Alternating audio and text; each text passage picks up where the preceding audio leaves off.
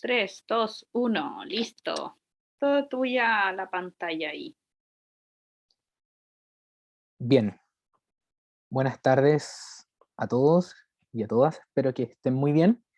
Eh, en esta ocasión, en esta clase, comenzaremos con una modalidad de talleres, donde abordaremos distintos temas que son importantes para nuestras situaciones de práctica en distintos contextos.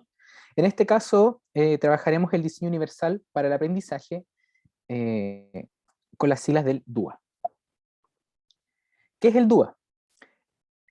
El DUA son estrategias de apoyo curricular que buscan dar respuesta a la diversidad de aprendizaje de los alumnos, minimizando así las barreras físicas, sensoriales y cognitivas que pueden existir. De esta manera, como profesores nos aseguramos que todos nuestros alumnos accedan a los contenidos y objetivos del currículum nacional. Como ustedes se podrán haber dado cuenta en los distintos contextos de práctica que han ido teniendo, y sobre todo con esta vuelta a la pandemia, las condiciones en las que nuestros alumnos se enfrentan a nuestras clases no son las mismas debido por condiciones físicas, cognitivas, incluso psicosociales. Entonces el DUA nos plantea distintas iniciativas, estrategias curriculares, estrategias de apoyo, estrategias didácticas, para que nosotros podamos adecuar nuestra clase para el contexto general de nuestros estudiantes y no específico. El origen de este sistema nace bajo la mirada de la arquitectura, que establece la necesidad de universalizar lo estructural, minimizando las barreras de acceso. ¿Esto qué quiere decir? Que tomando todas estas características de nuestros alumnos, todas las necesidades educativas que puedan tener, construimos un modelo universal y único para la enseñanza en nuestras clases. De este modo, organizamos y planificamos una sola clase, una sola actividad, en base a todas estas necesidades educativas que tienen nuestros alumnos. La investigación, bueno, esto se da en base a investigación y formulación, por supuesto. El diseño universal para el aprendizaje DUA tiene su origen en las investigaciones llevadas a cabo por CAST, el Centro de Estudio Aplicado a las Tecnologías, en la década de 1990. Entonces, este sistema no nace solamente por el interés de crear y buscar un mejor sistema educativo, sino que también se hace en base a distintas experimentaciones, investigaciones y diseños de aplicación de enseñanza que están basadas en la neurociencia, en el aprendizaje y en la investigación educativa de tecnología y medios digitales. Entonces, ¿qué es el DUA? El DUA es un modelo de enseñanza que proporciona diversas opciones didácticas para que los alumnos se transformen en personas que aprenden a aprender y estén motivados para su aprendizaje. O sea, que se vuelven actores dentro del proceso de aprendizaje y de enseñanza. Y por tanto, ellos están preparados para continuar aprendiendo durante sus vidas. De esta manera, fomentan los procesos pedagógicos, y esto es fundamental, porque los procesos pedagógicos, ya sea tanto para el aprendizaje como el de la enseñanza por parte nuestra, de los profesores, se, se acortan las brechas de acuerdo a lo que van teniendo nuestros alumnos, a la necesidad de nuestros alumnos, ya que vamos haciendo más asequible nuestras clases y flexibilizando nuestro currículo en base a las necesidades. Entonces podemos ver que el DUA tiene tres principios fundamentales. El principio de representación, que hace referencia al contenido y a los conocimientos, al qué aprender. El segundo principio es la motivación, que implica el compromiso y la cooperación, que supone el involucrarse por parte de nuestros alumnos, el por qué aprender. Y el tercer principio es la acción y la expresión, donde responden al cómo aprenden. Y en este caso se le entrega un principal protagonismo a nuestros alumnos. Entonces, para que nosotros pensemos en nuestras clases, siempre tenemos que tener presente estos tres principios que se encuentran en tres momentos distintos de nuestra clase. Esto es un modelo que tenemos que irlo pensando con una planificación cuando trabajamos, por ejemplo, en la planificación semestral, donde tiene que ir pensando esto y de la mano de un constante progreso en cuanto a las planificaciones, pero también una implementación de clase a clase. En ese sentido, el diseño universal para el aprendizaje se puede, digamos, desglosar en distintas alternativas, como la motivación es captar el interés, mantener el esfuerzo y la persistencia y la autorregulación. Para la representación, que es el que se aprende, es necesario mantener la percepción, el lenguaje y los símbolos y la comprensión, y el cómo se aprende, acción y expresión, la acción física, la expresión y la comunicación, y las funciones ejecutivas. Para ello hay ciertos tips que podemos ir desarrollando a lo largo de nuestras clases, de nuestras planificaciones, que son fundamentales para que esto se vaya cumpliendo. Por supuesto, esta implementación es en parte paso a paso y se busca que vaya avanzando de manera progresiva. En este sentido, hay que proporcionar múltiples formas de representación. Estas estrategias orientan a lo que estamos enseñando. Entonces, como es representación, es importante la percepción. Y para esto es importante, yo aquí marqué 3 puntos importantes de acuerdo al tipo de duda que estemos aplicando. Tenemos para la percepción, donde podemos ofrecer alternativas, esto sobre todo en información visual, donde podemos proporcionar descripciones de texto habladas para las imágenes y representaciones visuales. Esto podemos pensarlo siempre cuando estemos trabajando, por ejemplo, con distintos tipos de material. Por ejemplo, podemos usar la presentación de PowerPoint, tener representaciones físicas y a la vez poder verbalizar las imágenes que están teniendo los alumnos, cosa de poder acaparar las distintas necesidades que se van teniendo. Para el lenguaje y los símbolos, ilustrar a través de múltiples medios. Para ello es importante presentar conceptos claves en forma de representación simbólica. Y esta parte de la representación simbólica se vuelve sumamente interesante al momento de cuando nosotros pensamos nuestras planificaciones, porque nos ayuda, uno, a poder materializar aquellas cosas que estamos pensando en nuestras clases y cómo llegar a nuestros alumnos, y también nos ayuda a graficar distintos elementos, representaciones, en este caso a través de ilustraciones, tablas, movimientos, videos, fotografías, etcétera, de acuerdo a los contextos que podamos ir teniendo. Recuerden que esto siempre es flexible y no se basa en que tiene que ser ilustraciones, tablas, movimientos, fotografías, sino que también tienen que irse dando cuenta de acuerdo a las necesidades que van teniendo sus alumnos. Y finalmente, para la comprensión es importante maximizar la transferencia y la generalización. Para esto es importante proporcionar listas de verificación, organizadores, recordatorio electrónico, mapas conceptuales y imágenes visuales. Entonces, la idea es que los alumnos tengan la mayor cantidad de información que les ayude a comprender lo que ustedes están hablando. De esta manera van a ir generando que esta lógica de la representación, esta estrategia de representación por parte de los alumnos quede clara en distintos niveles, para los distintos niveles que también van teniendo sus alumnos, y de esta manera pueden ir avanzando conjuntamente. Una segunda etapa es proporcionar múltiples formas de acción y expresión, estrategias que orientan al cómo vamos enseñando. La acción física es sumamente importante porque ustedes pueden variar los métodos de representación y de respuesta y de navegación, proporcionando alternativas en distintos formatos. Por ejemplo, en estas instancias donde vamos avanzando cada vez en tecnología, podemos ir ocupando distintas maneras en las cuales ellos pueden ir expresando su respuesta, la necesidad de expresar una respuesta, ya no solo con el alzamiento de la mano, que es la más tradicional, sino que podemos ir generando distintos estímulos en los cuales ellos pueden ir manifestando tanto la necesidad de expresarse, como es levantar la mano para pedir la oportunidad para hablar, como también para demostrar sus emociones dentro del aula. También la expresión y la comunicación. Para ello es importante usar múltiples medios para la comunicación, que tanto por parte de los alumnos como por parte del docente. El discurso, el dibujo, la ilustración y los distintos formatos que podemos ver aquí en la presentación son sumamente importantes para que los alumnos sepan que hay distintos canales de comunicación, que los conozcan y además sean capaces de utilizarlo.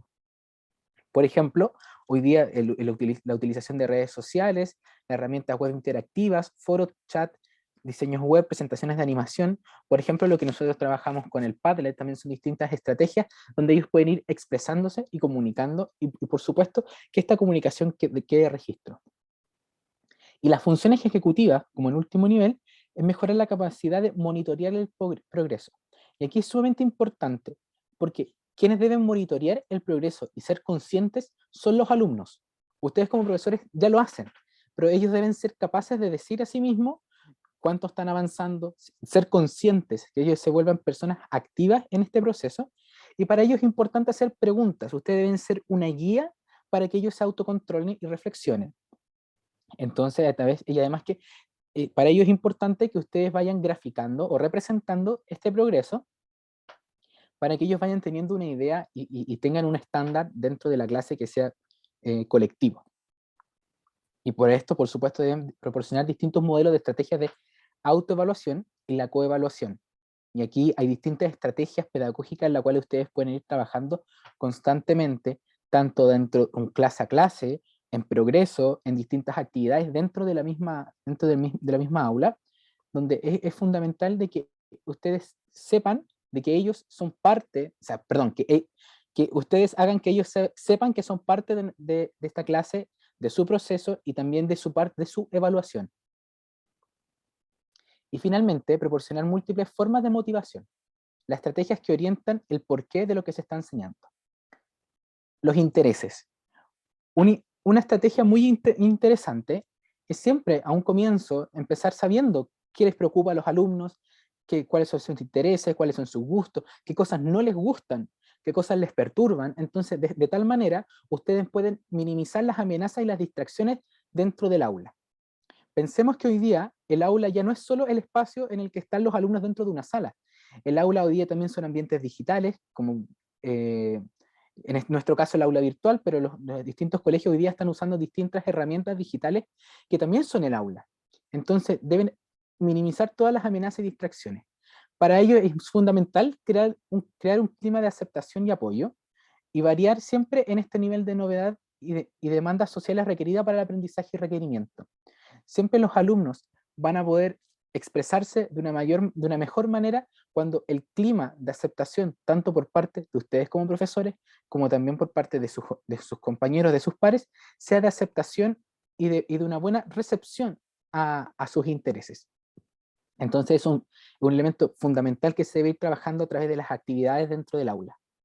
El esfuerzo y la persistencia. Y para esto es fundamental fomentar la colaboración y la comunidad.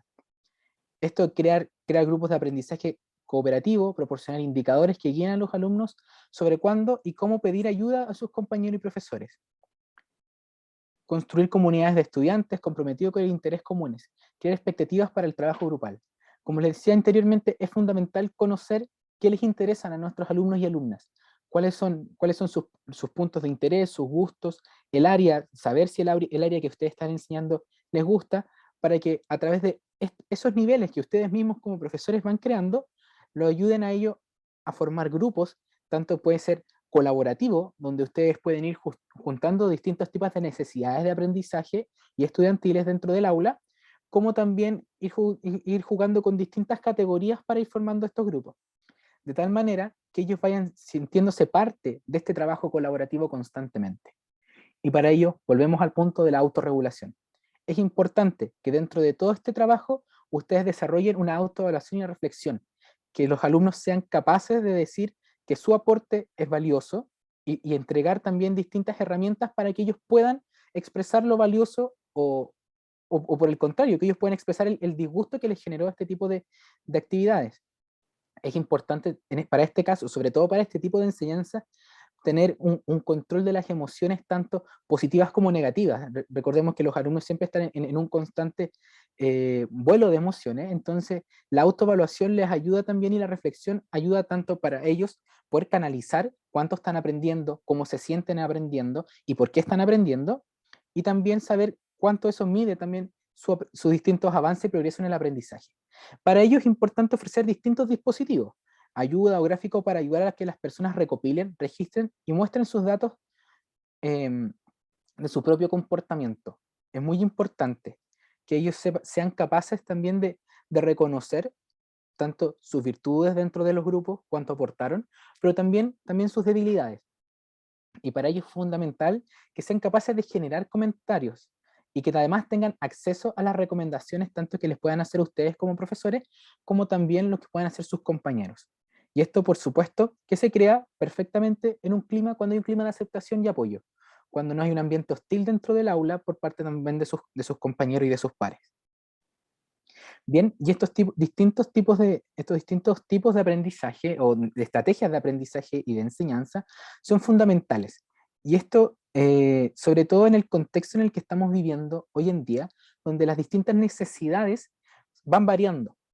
a veces las necesidades que ustedes detectan en un momento del año son distintas un par de meses después. Entonces, también a ustedes como profesores y profesoras en formación, es importante que vayan generando un monitoreo constante de sus alumnos, de los aprendizajes, de cómo van trabajando dentro del aula, y sobre todo de la motivación que ellos van teniendo en el proceso de, no solo dentro del aula, sino que en el proceso de aprendizaje que ellos también se están comprometiendo. Toda esta estrategia, el DUA, hacer el diseño universal para el aprendizaje, busca que todos los alumnos y alumnas puedan ir aprendiendo dentro del aula, donde ustedes vayan fortaleciendo su forma de enseñar a través de distintas didácticas, distintos trabajos, a veces ni siquiera es crear algo nuevo, es pensar, es repensar una actividad, pensar las necesidades que tengo yo de mis alumnos y alumnas, y llevarlos más allá, y pensar quizás esta actividad necesita algo más que para este alumno puede ser fundamental. Y ahí entramos a un punto importante que es la motivación. ¿Qué opinan ustedes de esta imagen? Sobre que la motivación es la gasolina del cerebro. Un alumno motivado para aprender es un alumno que aprende más, que genera que tiene mejores herramientas para poder aprender. Entonces, yo les pregunto a ustedes, y espero que reflexionen a través de esto, si nosotros implementamos el DUA, piensen en sus prácticas actualmente, y si ustedes implementan el DUA en todas estas prácticas, esos alumnos que quizás ustedes consideran que están más desmotivados, que les generan, que a ustedes mismos les genera un cierto grado de preocupación porque no están llegando a ellos. La motivación es la gasolina del cerebro, y si nosotros implementamos el DUA dentro de nuestras planificaciones y dentro del aula, por supuesto, logramos motivar a estos alumnos al aprendizaje, llegamos a ellos, y eso es lo que yo le invito a ustedes a reflexionar. Bien, y en modo de actividad, para poder concretizar este taller, con tu pareja de práctica, les invito a escoger la planificación ya trabajada en la evaluación 2, donde ya tienen sus retroalimentaciones en la parte de evaluaciones, y a esa evaluación piensen en el contexto de su curso. Identifiquen las distintas necesidades educativas que pueden ir teniendo sus alumnos, en todas las gamas de necesidades que puedan tener, y piensen, primero, si con esas planificaciones logran llegar a la totalidad de sus alumnos, y si la respuesta es no, les invito a que tomen el DUA. Hay también más información en el navegador académico en la sección de la clase de hoy, y modifiquen estas planificaciones. Idealmente, los invito a modificarlo no cambiando, sino que ocupando otro color para modificar, para que ustedes mismos sean capaces de contrastar cómo una actividad, pensando en la necesidad global de nuestros alumnos, puede ir cambiando. Eso. Espero que haya sido de mucha utilidad esta clase. No duden en escribirme si tienen alguna duda, les interesa saber más sobre el DUA, quizás si tienen alguna necesidad muy específica y quieren trabajarlo, con la profesora podemos ayudarlos en ese sentido. Ahí, Espero que sea... Benjamín, a lo mejor podríamos dar ejemplos concretos, sencillos, recordando hasta quizás tu último curso de práctica. ¿En qué momento tú ocupaste la representación, por ejemplo, la motivación, donde tú sentiste que te dio resultado en práctico? Por supuesto, teniendo en cuenta que todos los cursos son diferentes. Sí, bien.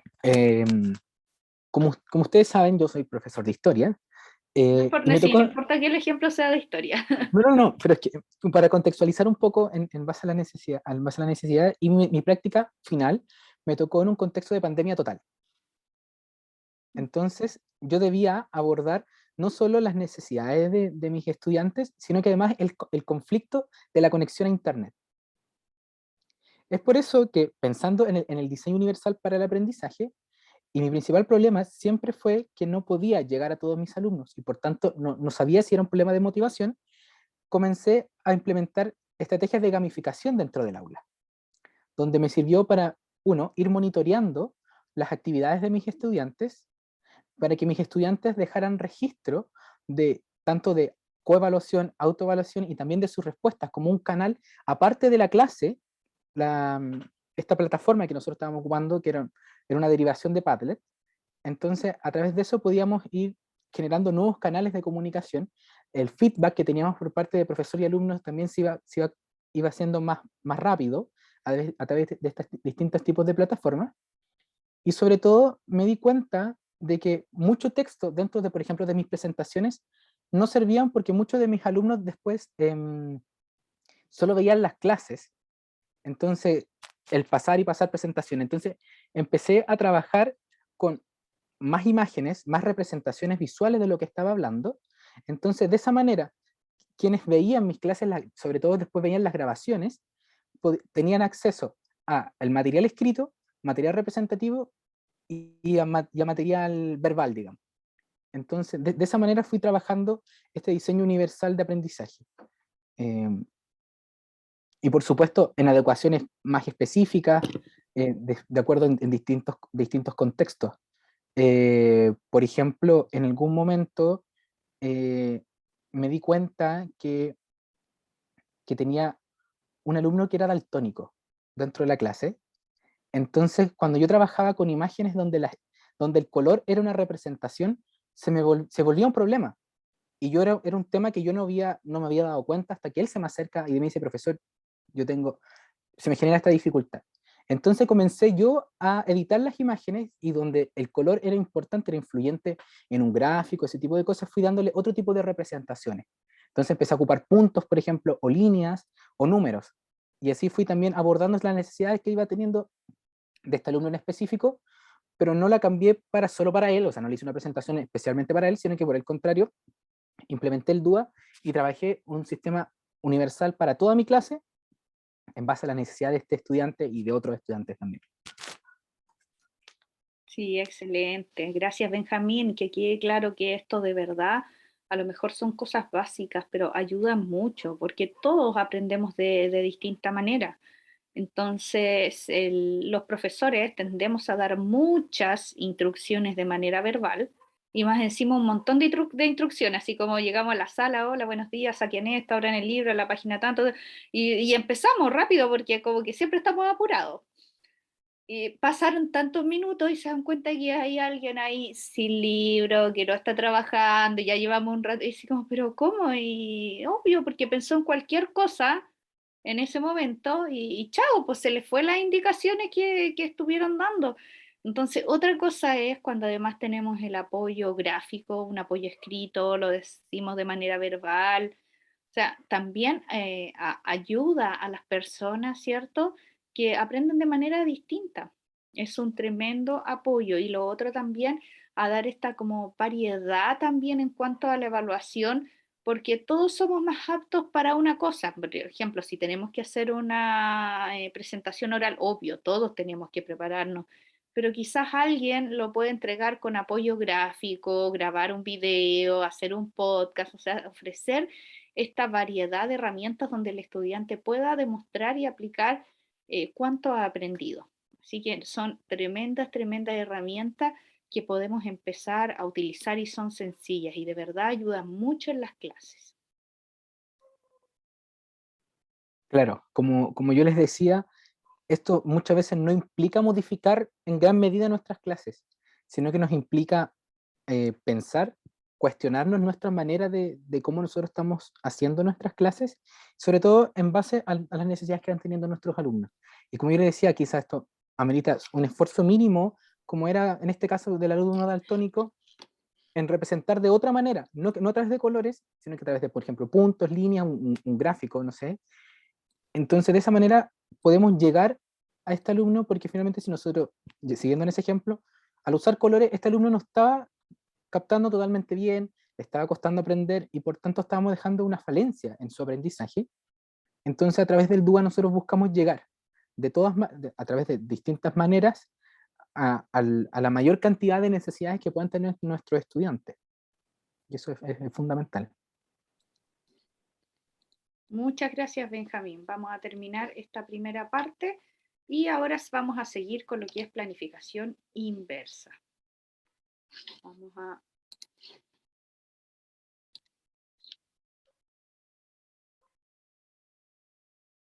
Ahí sí, está grabando.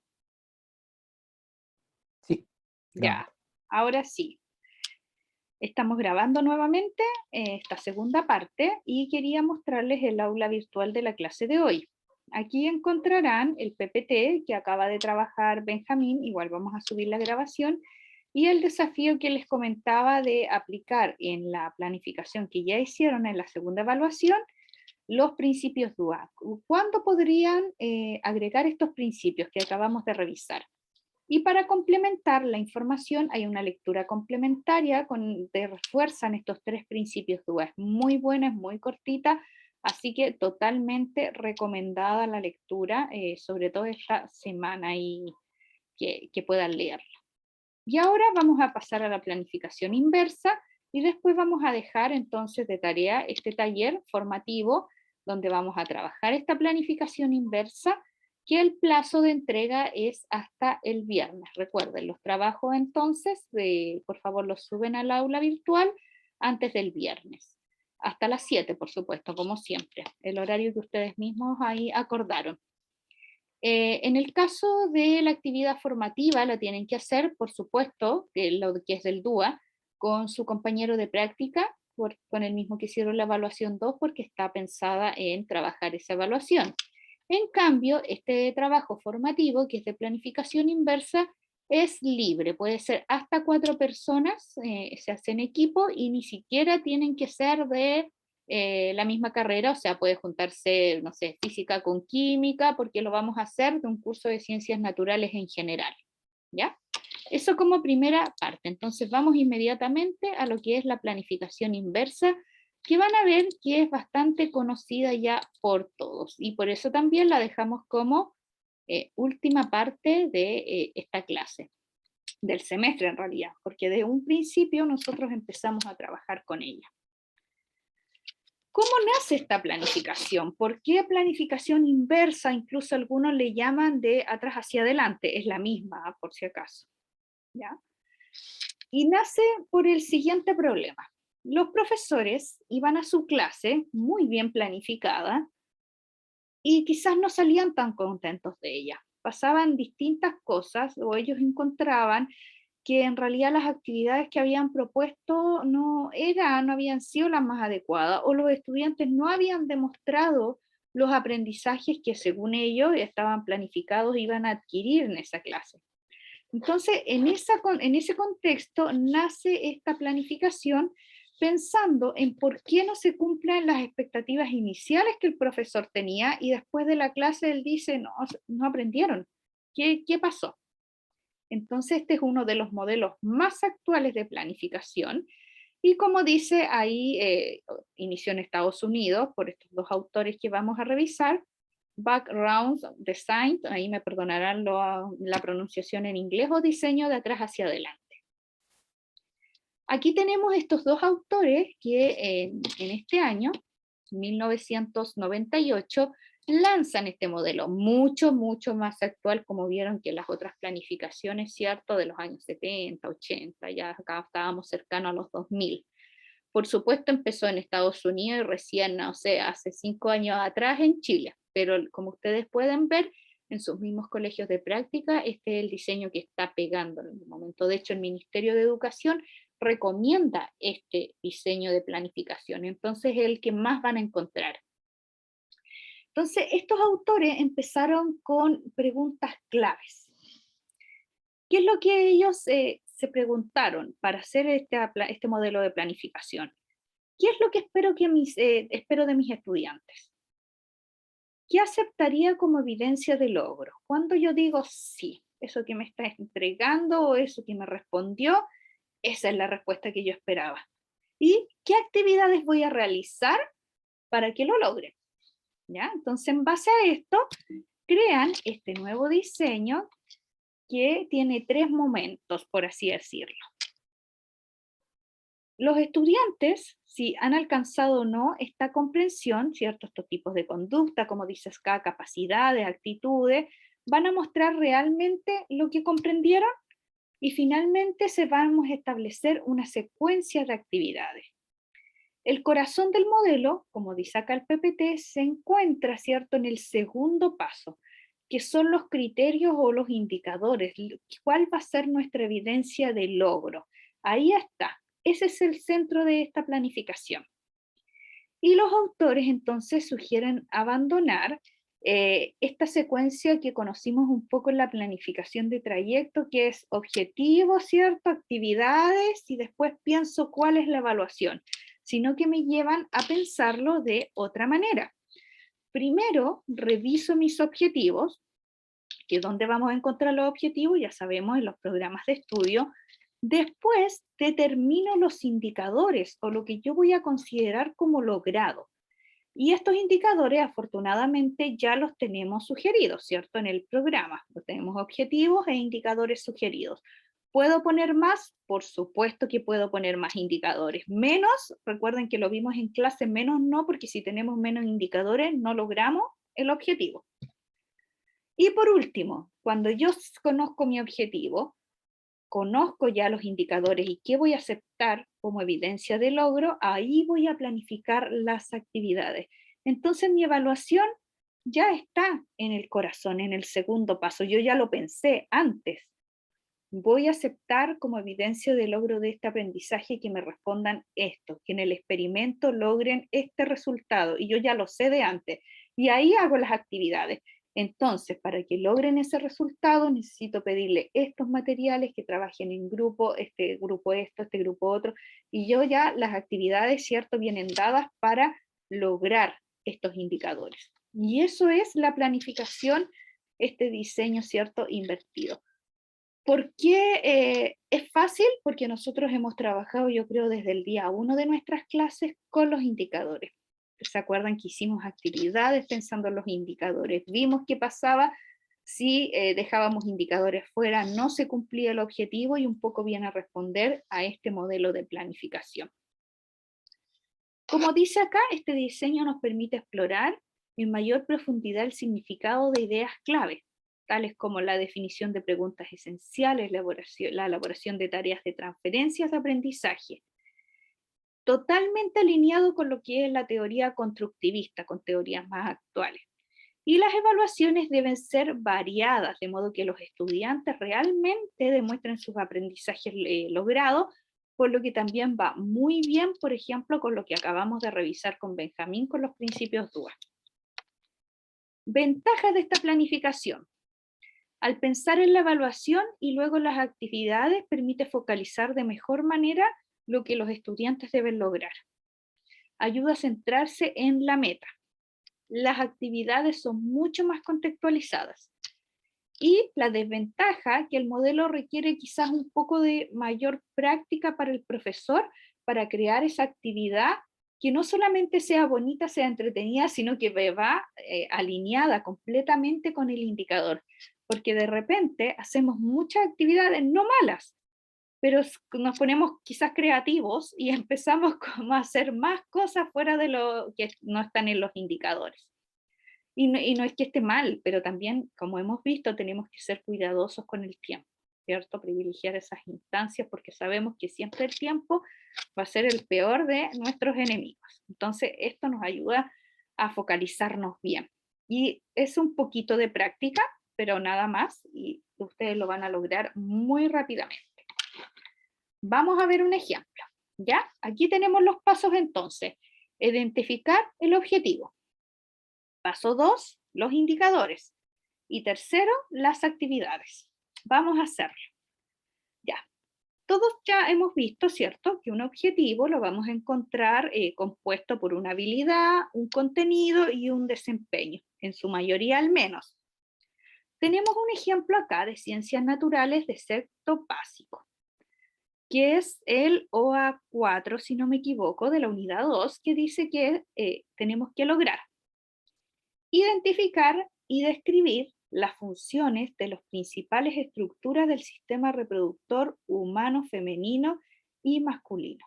Ya, aquí tenemos las actividades súper claras, que identificar y describir el contenido, que es el sistema reproductor humano, femenino y masculino. Y el desempeño no está tan claro, aunque se esclarece quizás ya más con los indicadores. Me dice que va a ser a través de modelos, por ejemplo. Entonces, ¿cuáles son las habilidades y capacidades que se espera que los estudiantes logren en la clase y al finalizar el año? ¿Qué voy a esperar yo como evidencia que digo, ya, lograron este objetivo? En realidad identifican y describen las funciones del sistema reproductor. ¿Qué deberían hacer? ¿Qué deberían responder? Ya, eso es lo primero. Ya tenemos nuestro objetivo identificado. Vamos ahora a los indicadores. Tenemos un indicador acá, que es el indicador que corresponde a este objetivo. Este objetivo tiene 3 indicadores. Vamos a ver el ejemplo con uno, que representan a partir de esquemas y diagramas el sistema reproductor femenino y masculino. Ah, yo sé ya entonces que vamos a tener que hacer modelos, ¿cierto? Esquemas, diagramas. Eso es lo que el estudiante tiene que llegar a hacer y yo voy a aceptar como evidencia de logro. Recordemos que un indicador siempre va a estar compuesto de la acción, el qué debe hacer, ¿cierto? Acá, ¿qué tiene que hacer? Representar. Contenido. ¿Con qué? El sistema reproductor. Condición, ¿cómo? Y ahí en este caso esquema, diagrama y cómo lo vamos a hacer. Con plasticina, dibujando, un PowerPoint, un video, lo que quieran. Ya, ahora que ya sabemos el indicador y tenemos claro lo que vamos a aceptar como respuesta de logro, vamos a planificar las actividades. Como siempre, las actividades, incluso como está redactada la nueva constitución, libertad de cátedra. Aquí nosotros tenemos nuestra libertad y podemos crear las actividades que queramos.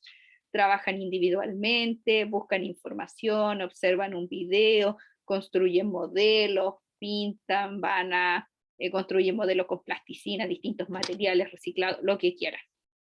Pero ¿qué es lo que van a ustedes a después aceptar? Es la representación, el diagrama con las partes correctamente identificadas, por ejemplo. ¿Lo hizo el estudiante? Sí, logró el objetivo. Y ese es nuestro modelo de planificación inversa. Les voy a mostrar un pequeño detalle que hice yo con una actividad para que vean que esto efectivamente sí funciona.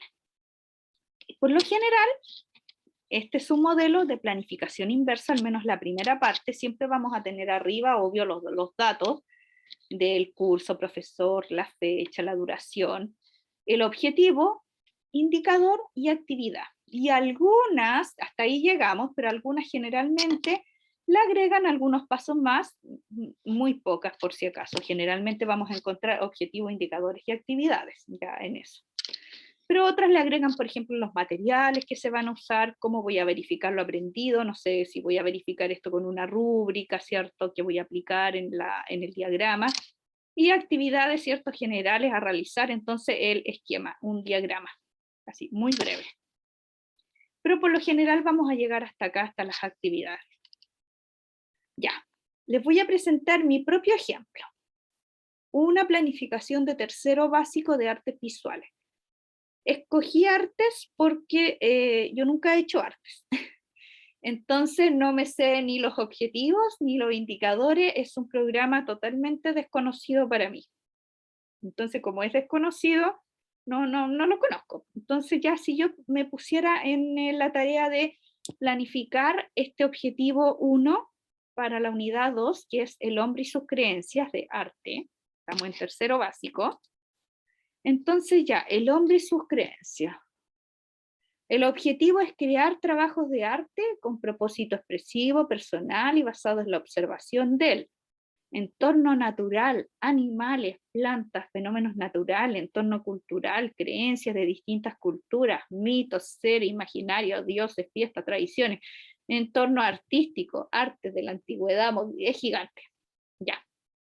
Tercero básico. Entonces yo me pongo a pensar, ¿qué actividades podría yo hacer? Ya, hay que crear trabajos donde observan el entorno y crean algo, no sé, observar un paisaje, pintar un paisaje, pero después me habla también de un entorno cultural. Mitos, creencias, ya, sería espectacular en tercero básico, a ver qué están trabajando en tercero básico, podría haber contenidos de historia, lenguaje, ¿cierto? Si estamos leyendo un libro, acá vemos todo en tercero básico, Grecia, ¿cierto? En historia, Roma, ¿cierto, Benjamín? ¿Estoy en lo correcto? Sí. Vemos Sí, Grecia, Roma en tercero básico, entonces podría a lo mejor complementar, obviamente, mi clase de historia con esto y hacer ya, a ver, vamos a ver los mitos y los dioses romanos, ya el griego, súper bien, y lo complemento en mi clase de arte. Y otro de entorno artístico, antigüedad, movimientos, me quedaría fantástico también ligándolo con historia, por ejemplo. Esas actividades haría yo desde mi desconocimiento del programa. Pero ahora veamos los indicadores de este objetivo. Realizan creativamente esculturas de personajes y seres imaginarios. Usan creativamente técnicas mixtas en sus trabajos de arte acerca de personajes y seres imaginarios. Seleccionan materiales para la creación de sus trabajos de arte. O sea, no andaba ni cerca con mis actividades, a lo más me acerqué por ahí como a los dioses griegos romanos, y sería. Entonces, a lo mejor ya con esto, mirando esto, sería súper claro. O sea, voy a hacer con plasticina, ya tercero básico, ni siquiera griega, rápido, plasticina, un dios griego, usando técnicas mixtas, vamos a hacer un dios romano, y además voy complementando mis clases, y selecciono materiales para la creación de sus trabajos de arte, fácil, ¿cierto? Una técnica libre. Y así, sin más, me descompliqué y con todo ese montón de actividades que quizás había pensado, simplifiqué esto a 3 actividades y ya. Así de fácil, y así es como cambia también al revisar los indicadores nuestras ideas de actividades. Entonces, ahora yo los voy a invitar a hacer, ahí bueno, está el ejemplo completo, un trabajo, y les dejo estas páginas para reforzar. ¿Qué trabajo vamos a hacer? Les va a quedar un desafío que recuerden está hasta el viernes, que es este trabajo que se hace en equipo de 1 a 4 personas. A ver si se ve más grande.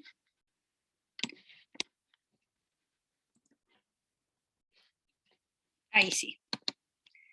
Este mismo objetivo que acabamos de revisar, el de Ciencias Naturales, séptimo básico, que es el OA4, que tiene 3 indicadores, nosotros ahí vimos este de ejemplo, ¿cierto? Pero son 3 en realidad. ¿Qué actividad puntual van a ustedes con sus estudiantes, pensando si fueran de sexto básico, van a aceptar como evidencia de logro? ¿Qué es lo que ellos tienen que hacer para que logren estos indicadores? Y obviamente logrando estos indicadores, esta evidencia de logro, logran el objetivo. Y el plazo, ya saben, es hasta el viernes. Después hay una autoevaluación, ustedes mismos pintan, ¿cierto?, del color que consideran que si lograron o no o lograron o no, qué puntaje se colocan, y colocan acá el puntaje que ustedes consideran, ¿cierto?, de este trabajo. Eso es el trabajo que tenemos ahora como desafío. Y por último, en el aula virtual hay una retroalimentación de la evaluación número 2, que la idea era que la pudiéramos revisar en clase. Como ustedes vieron, yo ya entregué todas las evaluaciones, están todas las notas arriba. Tienen que revisar su prueba, revisen los comentarios, primero si tienen alguna duda, alguna consulta, algo que no les queda claro porque la nota, etcétera, etcétera. Y una vez que ya tengamos eso claro, y sobre todo considerando lo que acabamos de ver en esta clase, ¿qué elemento le agregarían o mejorarían de la planificación de la que ustedes entregaron? Independiente de los comentarios que yo les hice, porque pueden estar o no estar de acuerdo. Son comentarios ya propios, sobre todo revisando esta clase. Y obviamente en asunto escriben el nombre de los integrantes, y todo es hasta este viernes 10 de junio. Eso, chicos, eso es lo que queríamos compartir el día de hoy con Benjamín, con ustedes. Cualquier duda, recuerden, consulta, nos hacen durante la semana para que podamos ir avanzando. Espero que nos veamos pronto, porque ya nos quedan súper poquitas clases. De hecho, después de esta nos quedan 2 más, ya tenemos un lunes feriado y ya. Y eso se nos fue el semestre, así que es muy poquito. Un abrazo a todos, muchos cariños, harta fuerza en este final de semestre que nos queda. Un abrazo. Chao, que estén bien.